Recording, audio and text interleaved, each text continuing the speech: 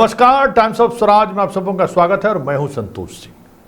और आज हम टाइम्स ऑफ स्वराज में चर्चा कर रहे हैं कि नीतीश कुमार ने कल एक सोशल मीडिया पर अभियान की शुरुआत की, पत्र के माध्यम से।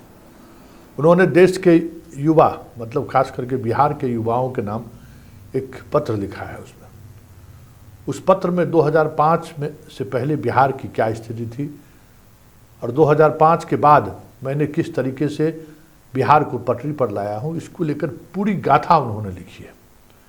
पहले किस तरीके से लॉ एंड ऑर्डर की स्थिति थी, किस तरीके से अपहरण हो रहा था, मतलब पूरे तौर पर अगर हम बात करें तो ये नीतीश कुमार का जंगल राज का डॉक्यूमेंट्स था, जिससे आज की युवा पीढ़ी परिचित नहीं है कि वो उस दौर में क्या हुआ था।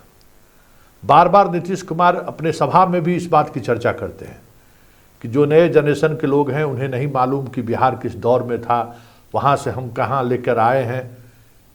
आज की पीढ़ी को, पुराने पीढ़ी के लोगों को समझाना चाहिए, जानकारी देनी चाहिए कि किस दौर से हमने बिहार को बाहर लाया है। उसमें कहाँ विकास से लेकर, लॉ एंड ऑर्डर से लेकर, रोजगार से लेकर बहुत सारी बातें उन्होंने लिखी है। 24 घंटे से अभी अधिक हो गया उस पत्र का प्रसारित हुए हुए। लाखों लोगों ने उस पत्र को देखा है, पढ़ा भी है और हजारों लोगों ने प्रतिक्रिया भी व्यक्त किया। अगर उसी प्रतिक्रिया पर अगर हम सिर्फ गौर करें तो कह सकते हैं कि नीतीश की विदाई का वक्त आ गया है। जितना आक्रोश लोगों ने उनके उस पत्र पर व्यक्त किया है, हमें नहीं लगता है कि किसी मुख्यमंत्री को इस तरीके से जनता का जवाब सुनने को मिला होगा।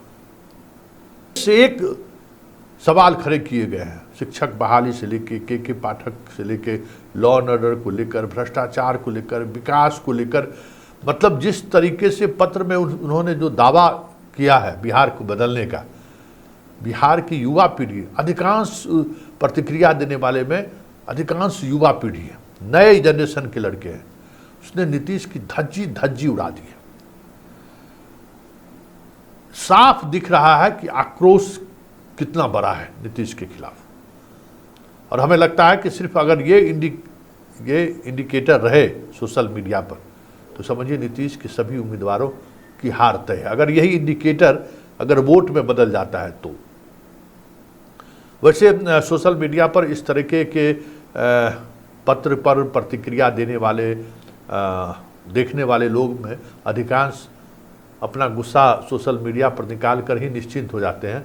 वो वोट में परिणत होता हुआ कम देखने को मिला है।